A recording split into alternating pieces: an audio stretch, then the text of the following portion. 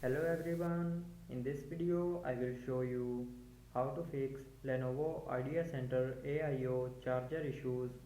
So before starting the video, don't forget to subscribe the channel and also press the bell icon.